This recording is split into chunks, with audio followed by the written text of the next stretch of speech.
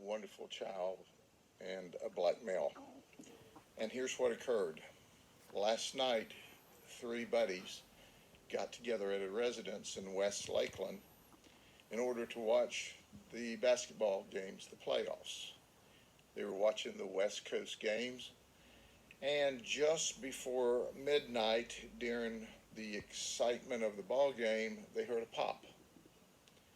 And they immediately looked to see that the 2-year-old female had been shot and was on the couch, and the 3-year-old scrambled from the living room, running and crying to his bedroom. Immediately, they gathered up the victim and the other child, and the three friends raced toward the hospital on Olive Street to seek treatment for the 2-year-old child. A vehicle turned into their path, and they T-boned the vehicle on Olive Street, and there were significant injuries from that as well. At that time, a Good Samaritan stopped. It was explained to the Good Samaritan that this 2-year-old beautiful baby had been shot, and the Good Samaritan took the baby and a male to the hospital. EMS, fire, and the Lakeland Police Department responded to work the crash, and through their investigations determined that in fact it was not only a crash, but there was a shot child. And the Lakeland Police Department determined that the shooting occurred in the unincorporated area of Lakeland, so immediately notified the sheriff's office. So the shooting occurred just before midnight on Friday night. The sheriff's office got into the investigation about 4:30 in the morning.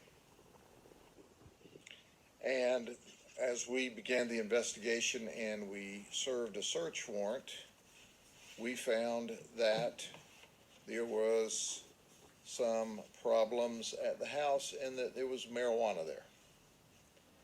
And the house was the house of this Chad Berrien. Chad Berrien has 4 outstanding failure to appear warrants for battery, resisting arrest, and 2 counts of driving on suspended driver's license. He totally cooperated in the investigation. He is not a convicted felon, and he was not in possession of the firearm this night. Cavante Wilson's 23. He was the one that was carrying the concealed firearm and brought it to the house on this evening whenever he came to watch the ball game with his friends. The firearm that he possessed was a High Point .380, and he stuck it between the cushions on the couch, he said, to keep it away from the children. So he has been arrested for failure to safely store a firearm, carrying a concealed firearm, possession of marijuana, possession of drug paraphernalia. He is also not a convicted felon, although he's now charged with felony charges. Chad is being charged also, in addition to his failure to appear warrants, with possession of marijuana over 20 grams, possession of paraphernalia, maintaining a house for drug use. The third gentleman was there watching the ball game, enjoying the evening. He has no criminal charges and obviously was as shocked and as upset as everyone else. It's refreshing when people cooperate with the investigation, and these gentlemen totally cooperated with the investigation. But let me tell you about the 2-year-old right now. The 2-year-old was being held by Chad when the crash occurred, and the hospital determined that the child was shot in the chest, and it appears at this early point in the investigation the projectile went downward through the pancreas and maybe the large and small intestines and out the back. The child is in exceptionally critical condition, and certainly the baby needs our prayers, really, as does the entire family. That child has already been through one surgery to save her life, and she is being transferred to an intensive services hospital in the Central Florida area as we speak. When we served the search warrant, the family cooperated with us and showed us where they were, what they were doing. The mother was not there at the time. She was with her sister.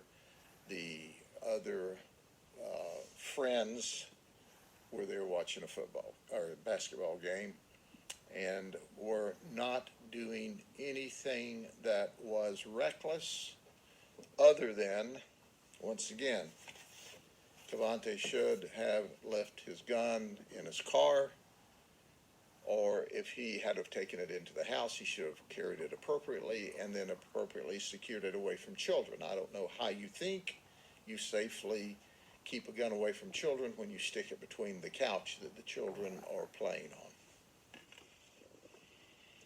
It is important to point out that there will be additional charges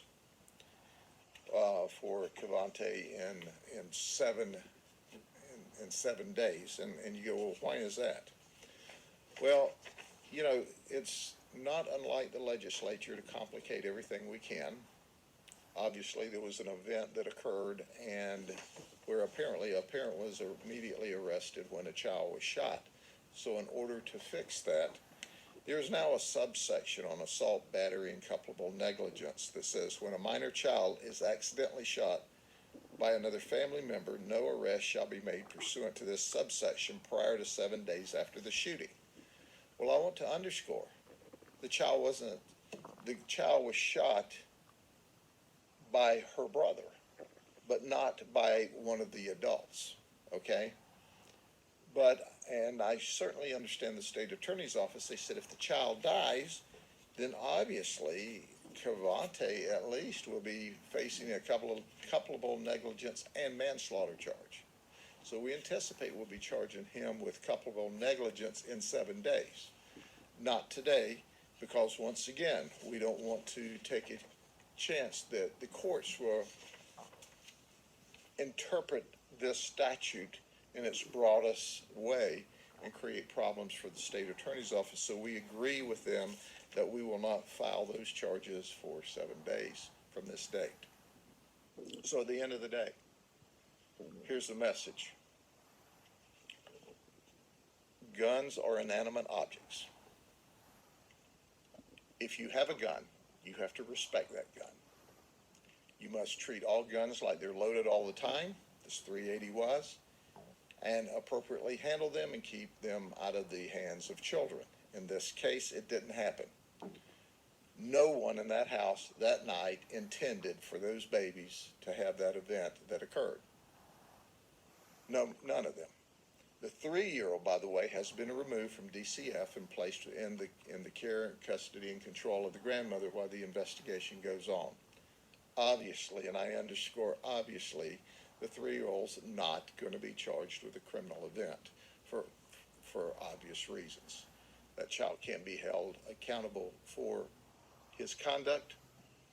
There is absolutely no reason to think that that was an intentional act other than he was a baby playing with what he saw was some sort of toy. But we will hold the adults appropriately criminally liable for the conduct. Are there any questions?